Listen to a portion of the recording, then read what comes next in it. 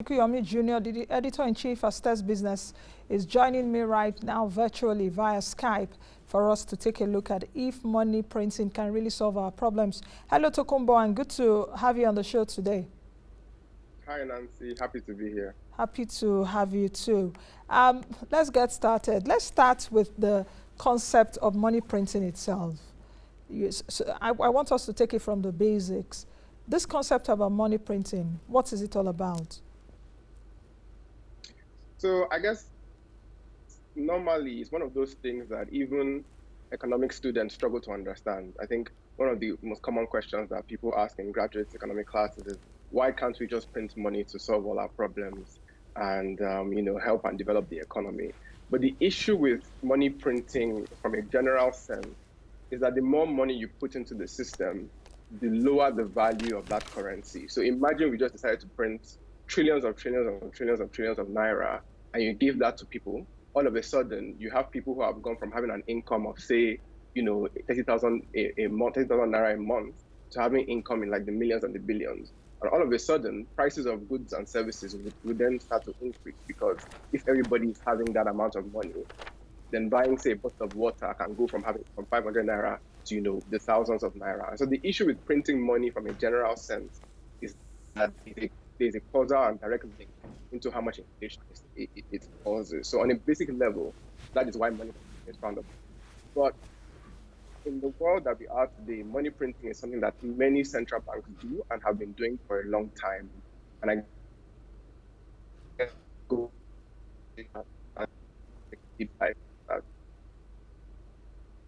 Okay, Tokunbo, can you hear me? Because at the time, the picture Yes. was frozen. Okay. Central banks all over the world, part of what they do, if not the major thing that they do, is to print money. What one will begin or I would begin by asking, what actually is money itself? Because if the Fed, which is the U.S. Central Bank, the Central Bank of Nigeria, Bank of Ghana, other central banks around the world, one of the major things they do is printing the legal tender of a country. Yeah. The concept of money itself, what is it? I'm taking us somewhere. So like you said, all the money we have in our bank accounts that we have in our pockets are from the central bank. So they do a lot of printing on a daily basis. In fact, it costs money to actually print money. So money printing is something that happens, even if we remove it from a sense of helping to develop the economy, just money by itself is something that is needed as a means of exchange between buyers and sellers and individuals in the economy. It's just a piece of paper, but what we have done is given it a sense of value, a unit of exchange that can be used in the economy to different transactions. So at a basic level, everybody needs to print money. Every country needs to print money. Otherwise, it reduces the ability of an economy to transact and do business and grow. So at a basic level, that's what money printing is needed for, and it's just a unit, a means of exchange, and also a store of wealth for individuals, especially in this digital age. It's difficult to say, storing your wealth in many different things, and storing it in, say, bank accounts in a digital form is something that is very much useful to many people in the economy. So at what point, because if the central banks around the world print money regularly, at what point does it become bad? At what point do citizens begin to say that you are printing more money and it is inimical to the economy? At what point is it? And are there points in history where we've seen that happen? Yeah, it's a very good question. So like we established already, money printing is normal. Now, what central banks tend to do and what they always do is make sure that the amount of money they are printing is at a stable level, so that the amount of money in the system does not become too high. Because if you overdo the money printing, you get a situation like Zimbabwe in 2008 or Germany after the Second World War, where the price of bread goes from something like, I think in Germany, it went from 160 marks to about 200 billion marks in a space of a year. So central banks are printing money normally, but what they always have to do is make sure that the level at which they are printing is at a stable level. So for example, in Nigeria, the Central Bank of Nigeria has been printing money such that the money supply, the total amount of money in the system, has only been increasing by about 4% every year. And so that is where most central banks try and keep the mark of money printing at. Now, when it becomes an issue is when that money printing, or when it becomes a topic of discussion, is when that money printing starts to surpass those levels and money supply starts to increase. The second one, which has been more, I guess, in the news recently, is when the money printing is actually used for policy and government, borrowing and government spending. When that money printing goes from just being printed for people to use to entering policy, a policy lever, that is when people then start to ask questions, which is what's happened over the news in the last week. Okay, Tokunbo, we'll come back to that and interrogate that a bit, because I also know that one of the roles of the central bank is being the lender of last resort and is a federal government banker. But we'll take that, we'll come back to that in a bit.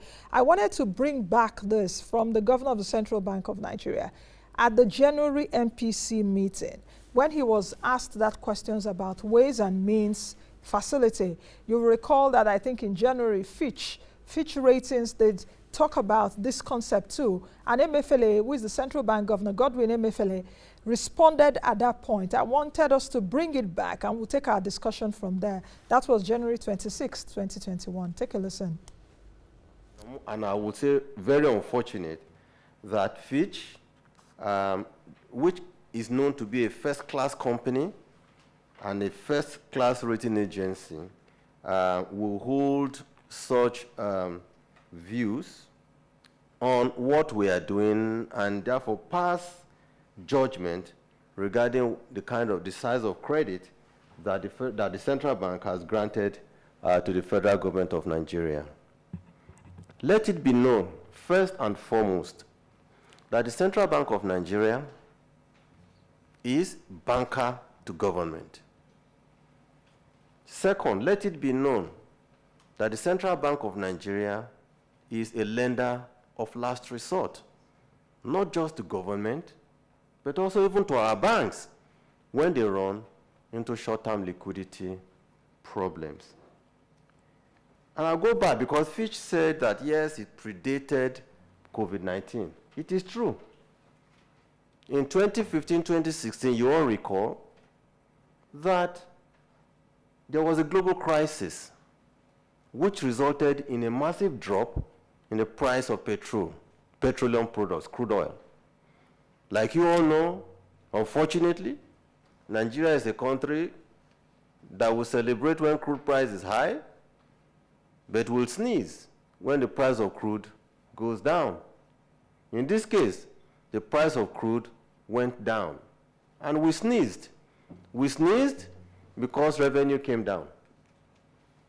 When revenue came down, government became incapable to finance all its obligations.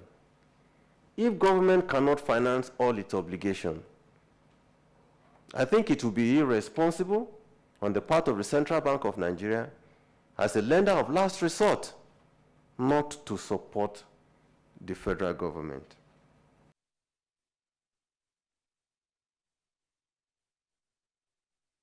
Tokunbo, are you still there? Hello, Tokunbo. Okay, are you still there? I want you to respond to that which you heard. And I think he also went further, if my team can get more clips from that, he also went further to tell us the composition or the percentage of the Ways and Means facility, that's in terms of how much has been borrowed, so to speak. What is your immediate reaction to that? Yeah, so like Emefiele says, and he keeps going back to say that it is almost irresponsible for a central bank to watch when the government is indeed suffering. And like he said correctly, Nigeria did sneeze in 2016, and we did sneeze again this year when the pandemic hit and oil prices fall. So he's very correct, and within his mandate that Nigeria must act, and the central bank specifically must act whenever things get bad. Now, I guess the sticking point is that he correctly says that the central bank is the government banker, but the central bank is not the government's investment banker. So while the central bank can be allowed to then hold, the accounts of the government, where they pay salaries from, where they get their revenues into, the central bank cannot really be used by the government as kind of an investment. Tokunbo, okay. Tokunbo, can you hear me? Yes. I don't know why the network is acting up today. Can you hear me, Tokunbo? Sorry, I don't know if you got that yet. Yes, Yeah, but it keeps breaking on your end. yeah, I really don't know now. Okay, if we move along and take a look at what's been happening so far. Okay, I think we have another clip, the recent clip that the governor of the central bank did respond to. Let's listen to that, and I'll come back to you again. For those at least that did not see that clip, let's listen to that. It's very inappropriate for people to just give some coloration to the word printing of money as if it is some foreign word coming from the sky. Okay, so I think it's important for me to put it this way, that in 2015-2016, the kind of situations we find ourselves now, which is even worse than what we faced in 2015-2016, we did provide budget support facility for all the states of this country. That loan remains unpaid till now, and we are going to insist on the states paying back those monies going forward, since they are accusing us of giving them loans. That's what they're saying. I keep saying this, it would be irresponsible for the Central Bank of Nigeria or any central bank or any Fed to stand idle and then refuse to support its government at this time.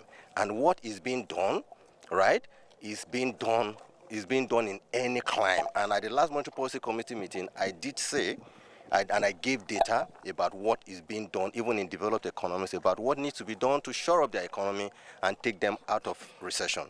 Nigeria is unfortunately in a very bad situation. I'm not going to pretend about it, in the sense that we are facing problem about productivity output, which is GDP. Luckily, we managed to just come out of it with a hair's breadth.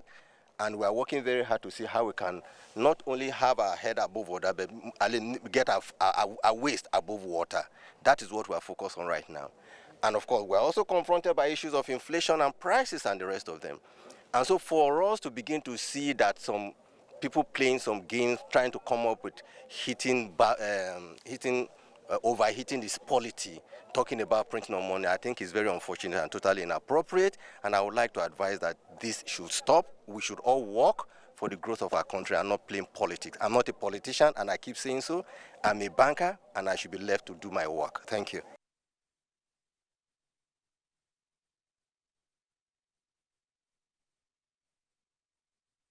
Tokunbo, if you're still there, let's take it from where the central bank governor did stop, because this concept of printing money is not a bad word, because we need to address that.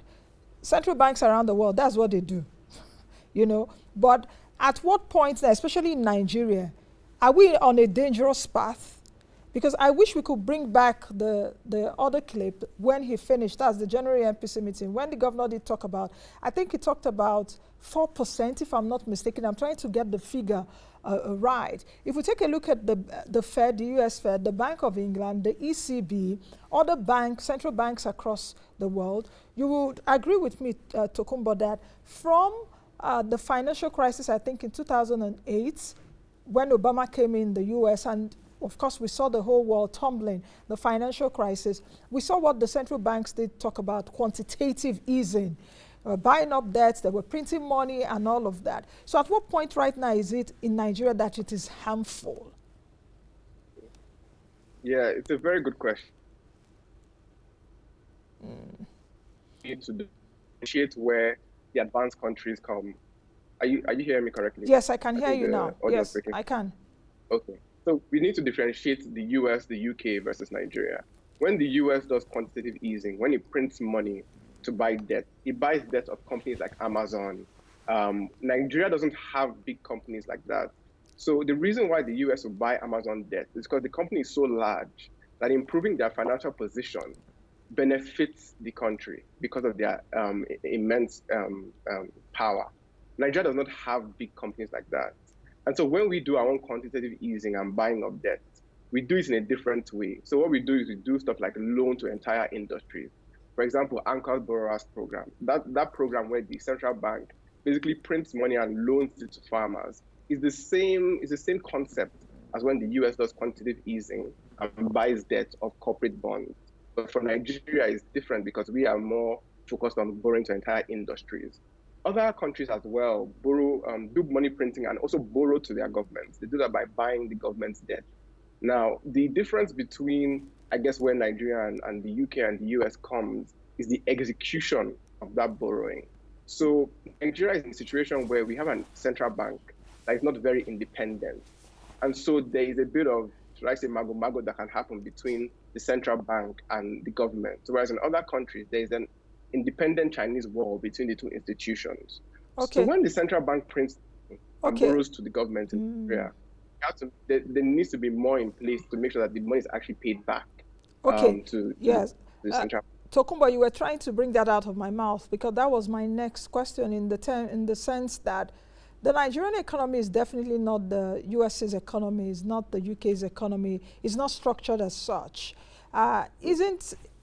For the fact that our economy is structured differently, we have a lot of fundamental flaws.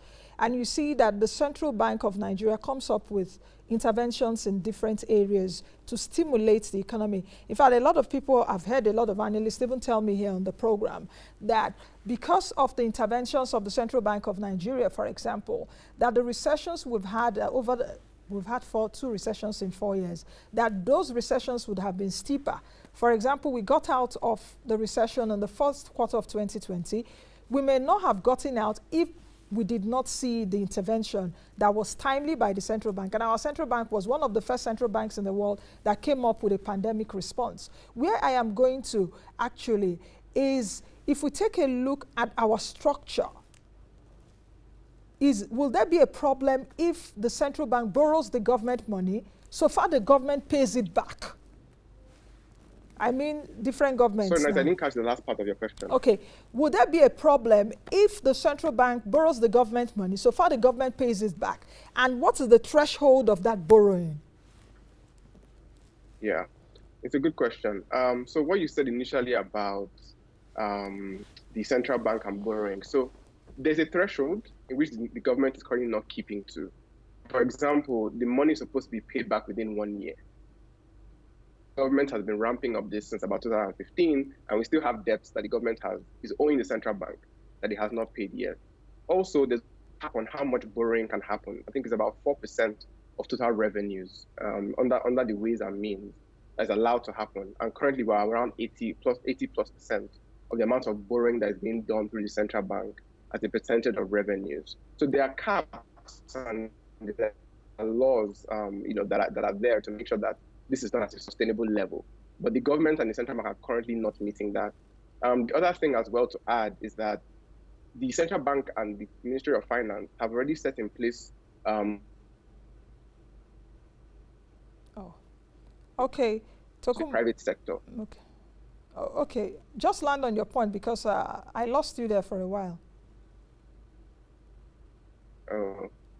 Yes, I was saying that when the loans get moved from the central bank to the private sector, then there is more establishment, or there is more confidence that the government will pay back the private sector, as opposed to the government owing this bank, but there is less of a, I guess, incentive of the government paying back the money. Okay.